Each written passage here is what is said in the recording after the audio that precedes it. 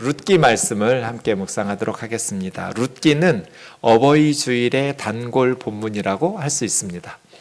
그런데 사실 룻기는 단순히 효도하라는 차원을 넘어서서 사사시대에서 다윗시대로 넘어가는 하나님의 구원 역사에 연결고리를 하는 매우 중요한 성경이 룻기입니다. 사사기, 룻기, 사무엘, 상하 이렇게 성경이 연결되는데요. 어떤 성경학자는 룻기를 조개 껍질 사이에 있는 진주 이렇게 멋지게 표현했습니다. 사사기 참 읽기 힘듭니다. 이것이 하나님의 백성들인가 싶을 만큼 소돔과 고모라에 결코 뒤지지 않는 악한 시대예요. 사사시대. 그리고 사무엘 상으로 넘어가도 정말 대제사장이라는 사람 엘리나 그의 아들 홈니와 비느하스 이러한 모습들을 보면 정말 영적으로 절망적인 그러한 상황인데 그 사사시대의 룻기라는 진주 같은 성경이 사사기와 사무엘 상하 사이에 끼어 있습니다. 짧은 성경입니다. 1장 1절에 보시면 룻기는 사사들이 치리하던 때 이렇게 시작합니다. 그리고 좀 전에 우리가 읽었지만 룻기의 맨 마지막 구절은 다윗을 낳았더라. 원어로 보면 다윗이라는 단어가 마지막 단어입니다. 그래서 룻기는 사사들이 치리하던 때에서 시작해서 다윗을 낳았더라로 끝나는 그런 성경입니다. 베들레헴, 베이틀레헴, 베이트는 집이란 뜻이고 레헴은 떡이란 뜻인데 사실은 우리는 떡을 주식으로 먹지는 않으니까 뭐 그들로 하면 빵이라고 하거나 우리로 하면 밥이라고 하는 게 좋겠죠. 밥집, 베들레헴은 그런 뜻입니다. 원래는 에브라다, 에브라시라는 지역인데 밥집, 떡집. 그런데 흉년이 들었으니까 떡집에 떡이 떨어지고 밥집에 밥이 떨어진 거죠. 굶주렸어요. 그래서 한 가족이 모압이라는 지역으로 굶어 죽지 않기 위해서 이민을 갑니다.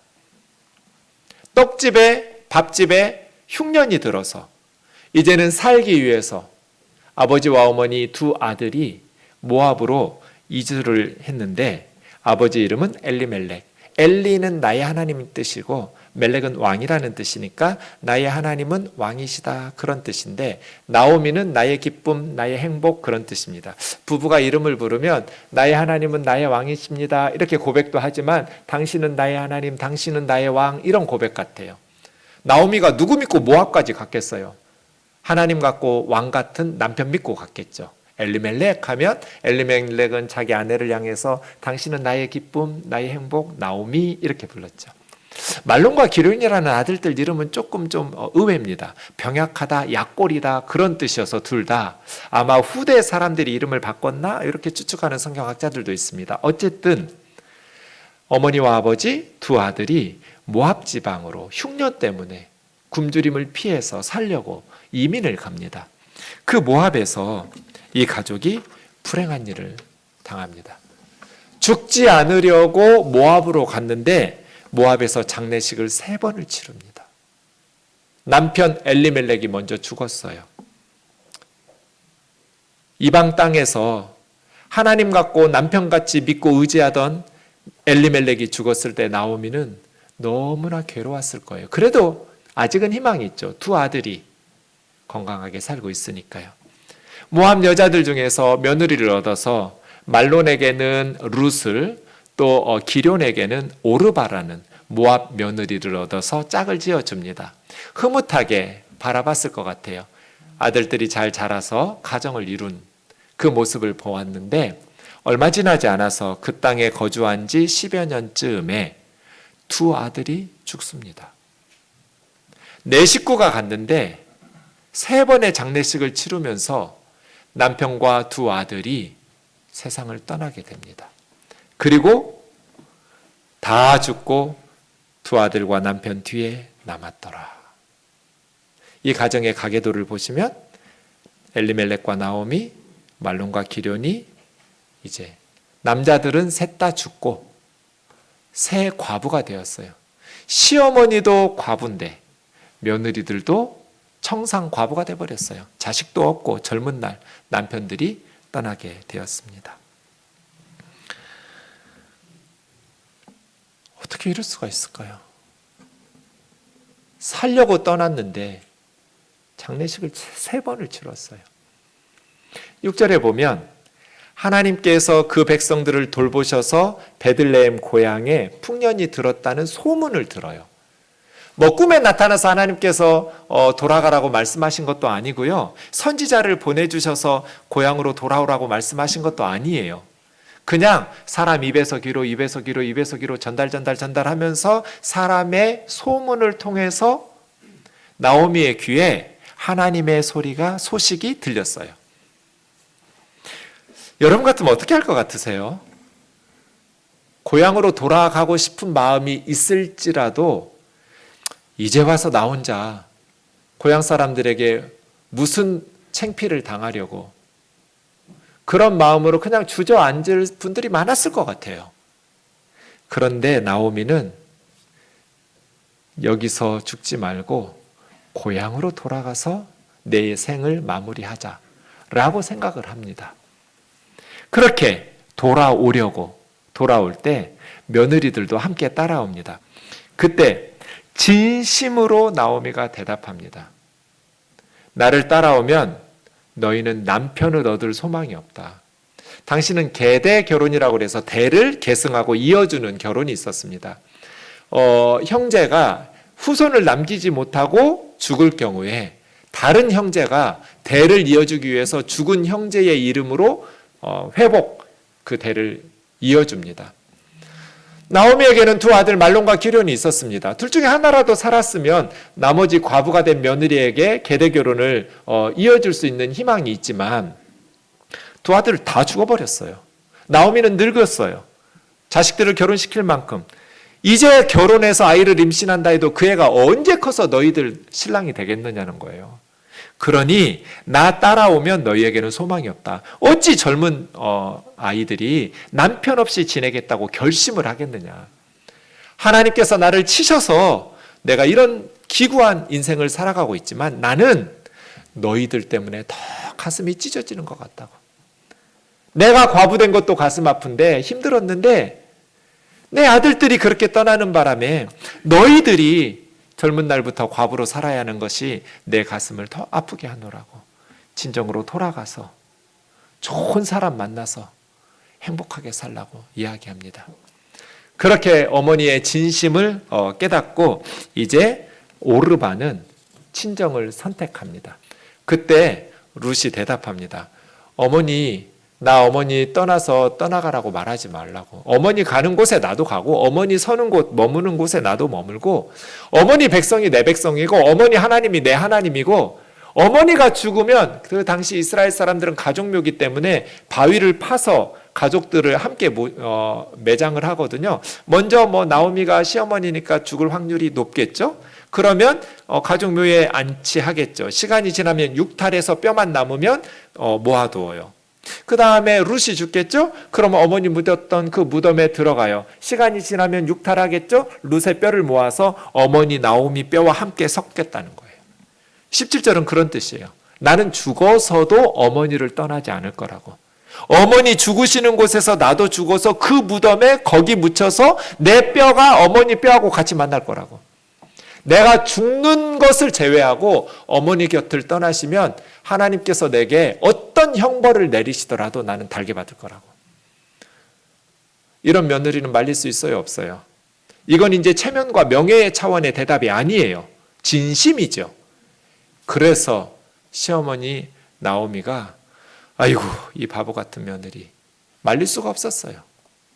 가자 해서 둘이 베들레헴으로 돌아온 겁니다. 풍족하게 떠났는데 텅 비어서 돌아오게 하셨다. 여호와께서 나를 징벌하셨고 전능자께서 나를 괴롭게 하셨다. 성경 어디에도 모압으로 이주한 것을 하나님의 징벌이라고 하나님의 징계라고 설명하지 않아요. 그런데 나오미는 그렇게 해석하고 있어요. 나오미 스스로 죄책감을 느끼는 게 두 가지가 있어요. 그 땅이기 때문이에요. 하나님이 약속하신 땅을 떠났다라는 것은 하나님의 약속을 떠났다는 것이고 하나님 나라의 백성을 떠났다는 것이고 하나님의 언약을 떠났다는 것이고 하나님의 소망을 떠났다는 거예요. 단순히 지금처럼 외국으로 이민 가는 거하고는 차원이 다른 문제예요. 약속의 땅을 떠났다라는 것은 하나님을 떠났다는 뜻이에요. 세상적으로는 지혜로운 선택일지 모르겠지만 영적으로는 어리석은 선택이에요. 그리고 성경에는 모압 여인들, 이방 여인들을 며느리 삼지 말라는 구절도 너무나 많고요. 특별히 암몬과 모압은 영원히 하나님의 백성이 될 수 없다고 모세가 얘기했어요. 그런데 그 모압 여인을 둘씩이나 아들과 결혼시키는 며느리를 삼음으로써 하나님께서 나를 징벌하셨다라고 나오미는 해석하고 있는 거예요. 우리 가족이 역경과 시련을 견디지 못하고 약속의 땅을 떠나 하나님을 버리고 하나님의 백성을 버리고 하나님의 언약과 하나님의 약속의 말씀을 버렸기 때문에 하나님께서 나를 징계하셨다 라고 생각하는 것이죠. 그런데 나오미는 혼자가 아니었어요. 7 아들보다 더 귀한 며느리와 함께 왔다는 거예요. 어머니, 지금 보리 이삭 추수할 때니까 나가서 이삭 줍기 좀 할게요. 그래야 우리 먹고 살지요. 네, 하나님은 게으른 사람을 쓰신 적이 없어요. 가만히 기다리고 기도만 하는 사람을 하나님께서 쓰실 수가 없어요. 성경 보세요. 하나님 놀고 있는 사람 부르신 적 있는가? 없어요. 저는 못 찾았어요. 나오미와 룻이 수동적으로 가만히 기도만 하고 있었으면 다윗의 조상 메시아인 예수님의 족보에 오르지 못했을 거예요. 그런데 나오미는 어머니를 봉양하기 위해서 이삭 줍기를 나가겠다는 거예요. 이방 여자니까 멸시받을 수 있고 상처받을 수도 있어요. 사사시대였다라는 것을 기억하세요. 영적으로도 타락했지만 윤리적으로도 매우 무질서하고 타락했던 소돔과 고모라 같은 시대였어요. 그런데도 집안에 앉아서 굶어 죽을 수는 없잖아요. 누군가에게 아무도 우리에게 은혜를 베풀지 않을 수 있지만 누군가가 우리에게 은혜를 베풀어 준다면 이삭 줍기를 해서 어머니와 내가 먹고 살 수 있도록 나가겠다고. 2장에 넘어가면 그 이삭 줍기 하는 집의 밭이 보아스의 집이에요. 보아스라는 사람은 일단 유력한 유다 지파의 족장이고요. 유력하다라는 것은 경제적으로도 부유하고 사회적 지위도 높은 사람이란 뜻이에요. 지방 유지예요. 게다가 이 보아스는 엘리멜렉, 나오미의 남편과 2번째로 가까운 친척이에요. 가장 가까운 아무개라는 친척 다음으로 가까운 친척이에요. 룻이 이삭 줍기 하러 가는데 10월에서 11월에 보리를 씨앗을 뿌리고 3월에서 4월 이듬해에 보리를 추수해요. 3월쯤 아니면 4월쯤이었을 것 같아요. 근데 추수라는 것이 사실은 동시에 같은 시기에 이 집 저 집 다 이루어질 거잖아요. 베들레헴 성문 밖에 나가서 밭들이 있을 텐데 여러 밭에서 추수하고 있었을 거예요. 보리 추수를. 이제 밀은 한두 달 늦게 추수해요. 그런데 하필 보아스의 밭으로 룻이 이삭 줍기 하러 간 거예요. 몰랐어요. 그 사람 밭인지. 그래서 성경에 우연이라고 그랬어요. 우연히 보아스의 밭으로 갔다. 룻의 입장에서 보면 우연히 보아스의 집에 밭에 간 거예요. 근데 하나님의 입장에서 보면 필연이에요. 이것을 하나님의 섭리라고 해요. 지금 여러분과 제가 선 자리에서 하나님 말씀에 순종하는 선택을 하는 거예요. 그러면 하나님께서 우리는 우연인 것 같았지만 필연적으로 하나님 나라의 구속 역사의 연결고리를 이루시는 다윗 찍고 예수 그리스도까지 가는 메시아의 족보에 룻의 이름을 올려놓아요. 이것이 하나님의 일하시는 방식인 거예요. 영어는 에버레스팅 러브 이런 식으로 번역하기도 하는데 이스라엘에 있는 이 헤세드, 신약 성경에는 아가페라고 번역된 이 헤세드는 언약적 사랑이에요. 언약적 사랑이라는 것은 검은 머리 파풀이 될 때까지 건강할 때나 병들었을 때나 부유할 때나 가난할 때나 어떤 상황일지라도 나는 끝까지 너 사랑하겠다. 이런 걸 헤세드라고 그래요. 영원한 사랑, 결코 포기하지 않는 사랑. 이런 걸 헤세드라고 그래요. 시어머니를 향한 룻의 사랑이 헤세드예요. 오르바를 비난할 수는 없어요. 어찌 보면 세상적으로는 오르바의 선택이 더 슬기로워요. 그런데 바보스럽지만 이 헤세드, 시어머니를 포기하고 혼자 보낼 수 없다는 이 사랑을 누구도 끊을 수 없는 그 사랑을 헤세드라고 그래요. 그런데 또 한 사람의 헤세드가 나와요. 보아스의 헤세드예요. 보아스. 이 과부 두 사람, 시어머니 나오미와 며느리 룻을 부유한 보아스가 회복시켜주는 인애를 베풀어요. 하나님께서 여러분에게 복을 주셨어요. 뭐 하라고 주셨어요? 룻과 나오미 같은 사람을 돕고 회복시키라고 주신 거예요. 하나님께서 우리에게 물질 주셨다. 끝 하면 그거는 고인물이어서 썩어요. 그런데 하나님께서 아무개에게 물질 주셨다. 그래서 그 아무개는 그 물질로 많은 아이들을 먹여 살리고 복음을 전하는데 귀하게 쓰임 받았다. 이게 축복의 통로예요. 하나님께서 보아스를 유력하게 하셨어요. 재물도 주셨고요. 많은 종들도 주셨고요. 또 사회적 지위도 주셨어요. 왜 주셨을까? 자기 혼자 잘 먹고 누릴 수 있었어요. 왜 하필이면 우리 밭으로 왔어? 아, 진짜 모른 척 할 수도 없고 이렇게 싫어할 수도 있었는데 룻을 극진하게 돌보는 하나님의 도구가 돼요. 하나님의 음성을 듣고 고향으로 돌아온 나오미와 룻을 하나님께서 하늘에서 그 집에만 무슨 돈을 쏟아 부어주지 않았어요. 사람을 통해서 복을 주셨어요. 지금도 하나님은 저와 여러분을 통해서 하나님의 사람들의 그들의 순종과 기도에 응답하실 줄 믿습니다. 그래서 우리가 축복의 통로가 되는 거예요. 보아스처럼. 룻의 헤세드. 룻은 돈은 없었어요. 그런데 젊음이 있었어요. 이삭 줍기 하러 갈 수 있었어요. 보아스의 헤세드. 보아스는 사회적 지위도 있었고 경제적 능력도 있었어요. 그래서 이 두 여인을 도왔어요. 3장 1절을 여러분 주목해 보세요. 룻의 시어머니 나오미가 룻에게 뭐라고 말해요? 내 딸아, 내가 너를 위하여 안식할 곳을 구하여 너를 복되게 하여야 하지 않겠느냐? 자기는 며느리가 떠나면 대책이 없어요. 그런데 대책 없는 내가 중요한 것이 아니라 결혼은 때가 있잖아요. 이미 말론하고 우리 아들하고 10년 살았으니까 더 늦어지면 결혼 혼기가 지나지면 더 안 될 거잖아요. 며느리 입장에서는. 더 늦기 전에 좋은 남자 만나서 네가 가정을 이루도록 이 시어머니가 너를 복되게 해줘야 하지 않겠냐. 내 욕심 채우겠다고 내 옆에 붙잡아 놓는 것이 아니라 너를 위하여 좋은 가정, 좋은 남편 만나서 안식할 가정을 이룰 수 있도록 내가 복을 줘야 하지 않겠느냐. 여러분, 어버이 주일 되면 많은 어머니들이 흐뭇하죠. 며느라 설교 잘 들었니? 졸지 않았는지 모르겠구나. 정말 효도하면 하나님께서 이렇게 복을 주신다는데 우리 며느리 이런 마음으로 설교 들으시죠? 성경은 각각 자기에게 적용하는 거예요. 남에게 적용시키지 마세요.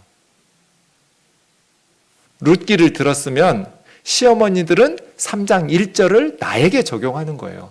말로만 며느리를 딸이라고 딸 하나 더 생겼어 라고 거짓말하지 마시고요. 진짜 친정 어머니처럼 며느리에게 해주란 말이에요. 자기 대책 없어요. 지금 나오미가 무슨 대책이 있어요? 며느리가 이삭 죽기 해온 것으로 먹고 사는데 그런데도 내 딸아 내가 너를 위해서 안식할 처소를 마련해주고 너에게 복되게 해줘야 하지 않겠냐. 그러니까 룻이 따라온 거겠죠. 남편이 없고 죽었음에도 불구하고. 보아스는 우리의 기업 모를 자 친족이다. 타작마당에 가서 그에게 밤에 프로포즈를 하거라. 밤이니까 사람들 보지 않게 살짝. 보아스가 받아들일 수도 있고 거절할 수도 있겠죠. 그런데 가만히 기다리고만 있으면 아무 일도 일어나지 않아요. 하나님은 게으른 사람을 쓰신 적이 없어요. 그래서 나오미가 목욕 재개하고 땀냄새 나는 옷이나 이런 거 다 씻어내고 새 옷으로 갈아입고 예쁜 향기 나는 그렇게 몸에 향수 좀 뿌리고 보아스의 타작마당. 타작하고 나면 도둑들이 생기니까 거기서 주인들이 잠을 잡니다. 거기를 봐뒀다가 깜깜해지면 어딘지 뭐 딴 사람 찾아가면 큰일 나잖아요. 그러니까 밝을 때 잘 보아두었다가 깜깜해지고 이제 사람들 없어졌을 때 보아스의 겉옷을 들추고 차다가 보아스가 뭐 발밑에서 뭐가 느껴지면 얼마나 놀랐겠어요. 너 누구냐고. 당신 누구야? 라고 물을 때 룻의 대답이 말합니다. 네, 나는 당신의 여종 룻입니다. 당신의 옷자락을 펴서 이 여종을 덮으소서. 이왕 재혼할 거면 젊은 남자들, 뭐 부자든지 가난하든지 젊은 사람들을 네가 선택할 텐데 나같이 늙은 사람을 선택하는 것을 보니 너의 부모를 향한 그리고 죽은 남편을 향한 시댁에 대한 인애와 사랑이 어머니 따라서 지금 고국 버리고 베들레헴에 온 것 정도가 아니다. 지금 죽은 패족이 된 너희 시댁을 다시 살리겠다는 이 헌신이야말로 더 큰 인애, 헤세드라고 칭찬하고 있습니다. 그래서 이제 보아스가 룻과 결혼해서 바로 임신이 됩니다. 말론하고 10년 살았는데 10년 가까이 살았을 때 아이가 안 생겼는데 룻하고는 결혼하자마자 하나님께서 바로 임신을 시켜주세요. 이 아이가 다윗의 할아버지 오벳이에요. 오벳이 태어났을 때 예루살렘 여인들이 나오미를 축하하면서 너의 기업 물을 자가 없게 하지 않았다. 이 오벳은 죽어버린 엘리멜렉의 가문을 다시 회복시켜주는 기업 물을 자가 되었고 이미 죽어서 끝나버린 마치 죽은 아들이 다시 살아 돌아온 것과 같은 생명의 회복자요 노년의 나오미의 봉양자가 되어서 섬기다라는 종이라는 의미의 오벳이라는 이름을 지어줘요. 여러분 효도는 어떻게 하는지 15절에 나와 있어요. 자녀들이 부모를 어떻게 효도했어요? 너를 사랑하며. 효도는 부모를 사랑하는 거예요. 그냥 카네이션 꽂아주고 선물 갖다 주는 게 아니고요. 우리 엄마 아빠 사랑하는 게 효도예요. 자식이 부모를 사랑하면 어떻게 함부로 대하겠어요? 귀하게 여기는데. 그렇죠? 선물로 때우려고 하지 마세요. 효도는 뭘로 하라고요? 왜 대답을 안 해요? 성경에 이렇게 써 있는데. 효도는 뭐로 해요? 사랑으로 하는 거예요. 사랑으로. 너를 사랑하여. 그러니까 7은 완전수인데 7 아들보다 더 귀한 너의 며느리가 낳은 자라고 하면서 오벳을 축복하고 그렇게 하나님께서 오벳을 통해서 하나님의 일들을 합니다. 이게 다윗의 할아버지였고 족보로 말씀드린 것처럼 끝납니다. 살다 보면 나오미 같은 기구한 인생. 어떻게 엄마 앞에서 자식이 죽어요? 자식의 의무는 부모보다는 오래 살아줘야 되는 거 아니에요? 다른 효도는 못해도 부모 앞에 죽지는 말아야죠.